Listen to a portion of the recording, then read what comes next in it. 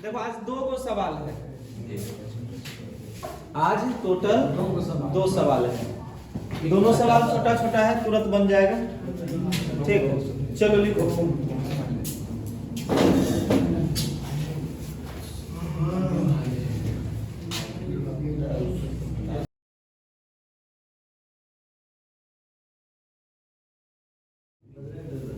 लिखिए, गतिशील आवेश का त्वरण, एक्सेलरेशन ऑफ मोटिव चार्ज।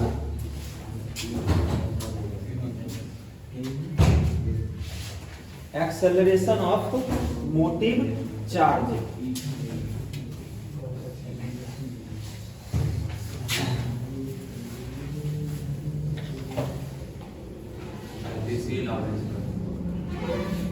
गतिशील आवेश का त्वरण, एक्सेलरेशन ऑफ मोटिव चार्ज। देखो यह एक छोटा सा टॉपिक है इसमें। हाँ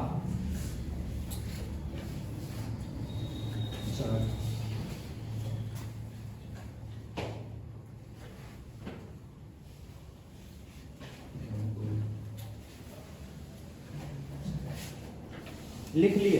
जी सर। देखो मान लिया जाए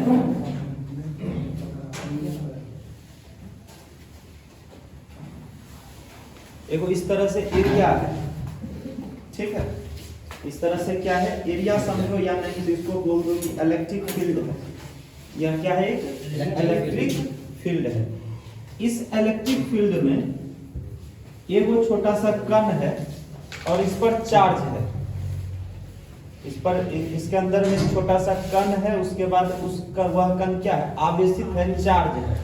ठीक, अब बताओ यह कण यदि अपना जगह को बदलेगा, एक जगह से दूसरा जगह, माने इतने वो क्षेत्र में, ठीक है, यदि यह जगह बदलेगा तो उसमें स्पीड तो होगा, और यदि उसके अंदर स्पीड है तो इसका माने उसके अंदर त्वरण तो होगा। ठीक है, तो इसी का तुमको क्या निकालना है, ए निकालना है, त्वरण निकालना है। ठीक है, तो देखो 2 लाइन हम छोटा सा लाइन लिखते हैं, समझ में आ जाएगा।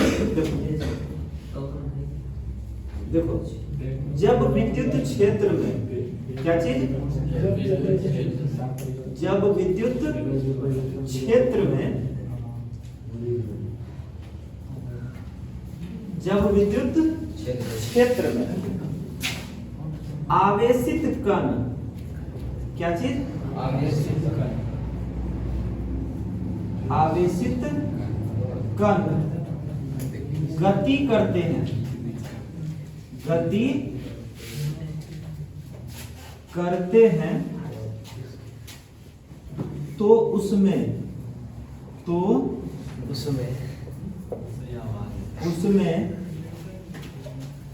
एक त्वरण उत्पन्न होता है, एक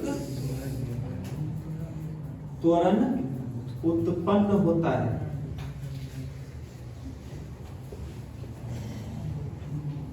त्वरण उत्पन्न होता है जिसे किससे सूचित करेंगे, ए से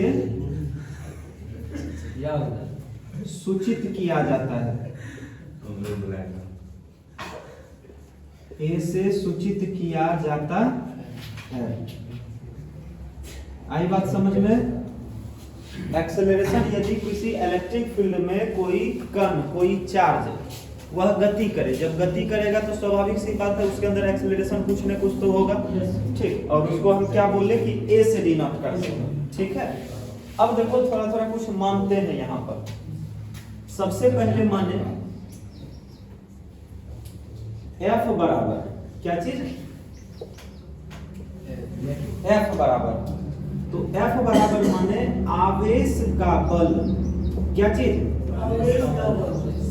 आवेश का बल। उसके बाद एक स्मॉल f माने, और यह हुआ तुमको बल, विद्युत क्षेत्र का बल, विद्युत क्षेत्र का बल। यहां देखो 2 चीज माने, अब जरा सा गौर करो, यदि कोई कण इलेक्ट्रिक फील्ड के अंदर में रहेगा तो वहां पर दोनों बल आपस में बराबर बराबर रहेगा ना, संतुलित रहेगा ना, दोनों आपस में क्या होगा, बराबर होगा। यदि मान लिया जाए दोनों में से कोनो कम और ज्यादा हो तो यह हिलेगा ही नहीं। आई बात समझ में?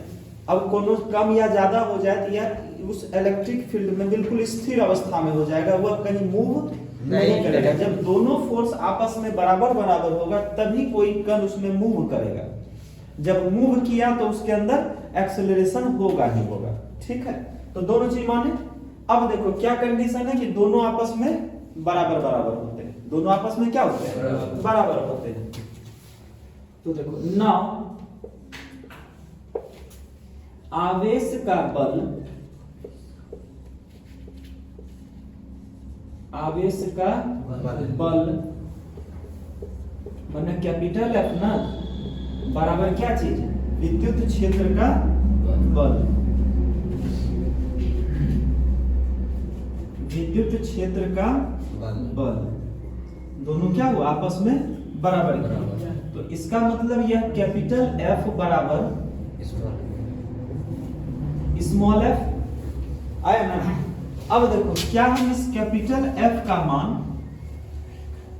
पुट करते हैं कि कैपिटल एफ बराबर एम ए, 11th में खूब पढ़े थे, एफ बराबर एम ए। उसके बाद एक फार्मूला हम तुमको बताए हैं, ई बराबर एफ बटा क्यू, विद्युत क्षेत्र की तीव्रता एफ बटा क्यू। इसका मतलब है स्मॉल एफ बराबर ई इंटू क्यू होगा ना। तो उसके बाद यहाँ पर क्या रखेंगे, स्मॉल एफ बराबर ई इंटू क्यू, माने इलेक्ट्रिक फील्ड इंटू चार्ज। तो यहाँ पर क्या हुआ, इसके जगह पर यदि रखेंगे तो एम ए बराबर ई इंटू क्यू। हमको ए का मान चाहिए, तो ए बराबर ई क्यू बटा स्मॉल एम। तो यह क्या हुआ, एक्सेलरेशन किस चीज का, मोटिव चार्ज का। ठीक, तो हम लिख सकते हैं acceleration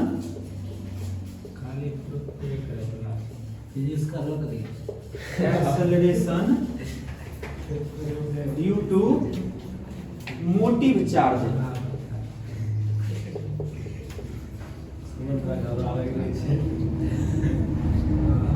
acceleration due to motive charge. Simple सा कैलकुलेशन है, कैपिटल एफ बराबर स्मॉल एफ, कैपिटल एफ का मान रखे एम ए और स्मॉल एफ का मान रखे ई इंटू क्यू, और उसी से ए का मान निकाल दिए, उतार लीजिए। हो गया? हाँ।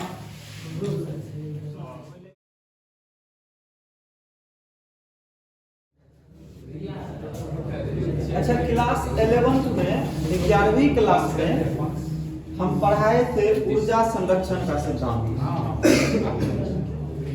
याद है जी? उसमें बोले थे कि ऊर्जा को हम न ही उत्पन्न कर सकते हैं न ही उसको विनाश कर सकते हैं। ठीक है, सिर्फ इसे एक रूप से दूसरे रूप में परिवर्तित कर सकते हैं।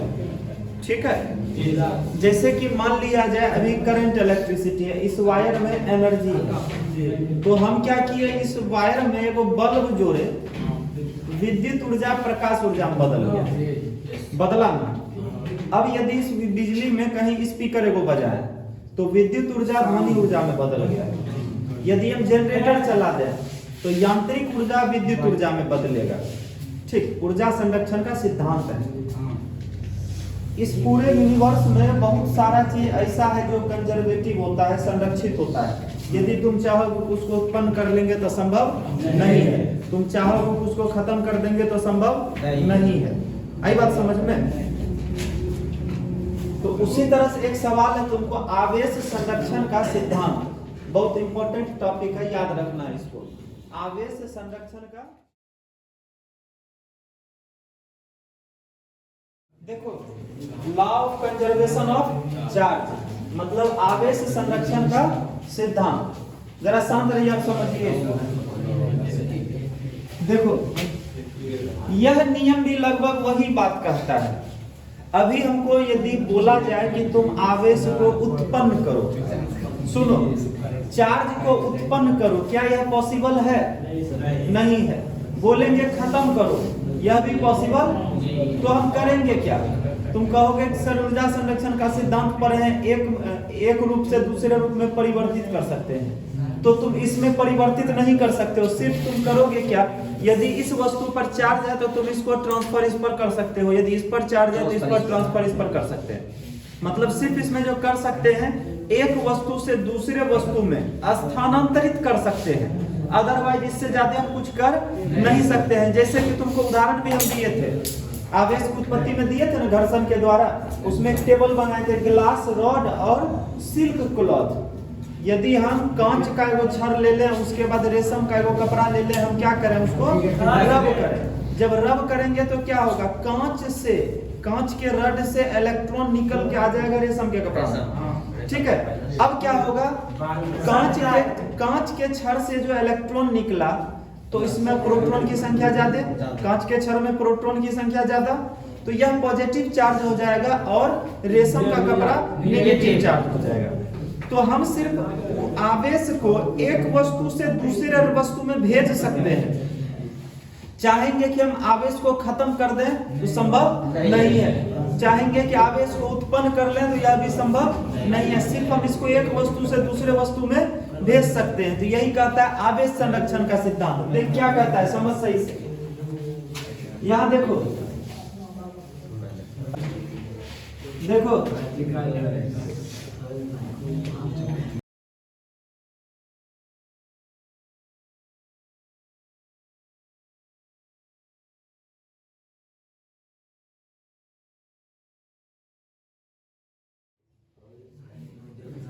आई बात समझ में। देखो क्या बोले, आवेश संरक्षण सिद्धांत के अनुसार आवेश को नहीं उत्पन्न किया जा सकता। सोचोगे हम उत्पन्न कर लेंगे तो यह संभव नहीं है, सोचोगे कि इसको विनाश कर देंगे तो यह भी संभव नहीं है। सिर्फ तुम इसको एक वस्तु से दूसरे वस्तु में भेज सकते हो।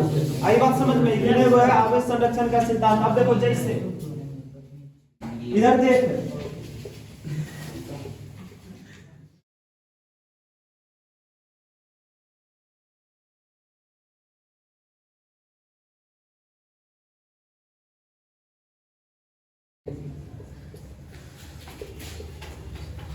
ठीक है।